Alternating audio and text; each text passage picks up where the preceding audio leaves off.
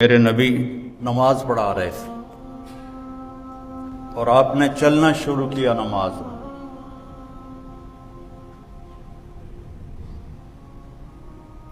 چل رہے ہیں اور دیوار کے ساتھ آ کے لگ کے کھڑے ہو۔ اس وقت محراب نہیں ہوتے، تھوڑی دیر کھڑے رہے، پھر آپ نے پیچھے ہٹنا شروع کیا۔ پہلے آگے گئے، دیوار کے ساتھ لگ گئے، پھر واپس ہٹے اور مصلی کے کنارے پر آ گئے۔ تو پچھلوں کو تو نہیں پتہ چلا، اگلی صف والوں نے دیکھا کہ آج کی اللہ نبی نے۔ جب آپ نے سلام پھیرا تو ایک دم سارے بولے یا رسول اللہ، یہ آپ نے کیا کیا ہے؟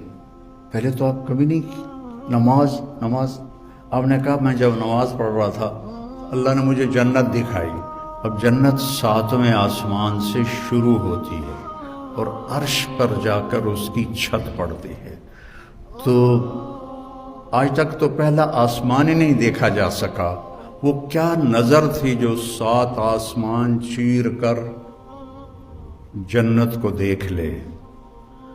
اور کہا انگوروں کے گچھے لٹکے ہوئے تھے، وہ میں نے گچھے دیکھے تو میں چلنا شروع ہو گیا اور قریب ہو گیا تو مجھے جنت نظر آ رہی تھی۔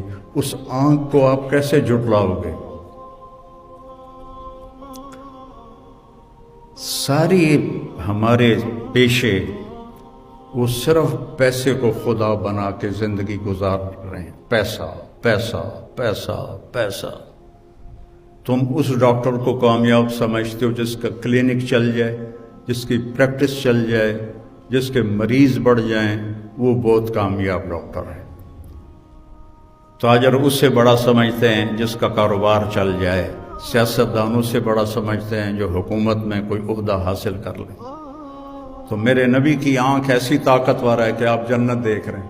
کہا پھر آپ پیچھے کیوں ہٹے؟ کہا پھر ایک دم میں نے جہنم دیکھی تو پھر اس کے ڈر سے میں پیچھے ہٹتے اخیر میں مصلی کے کنارے پر آ گیا۔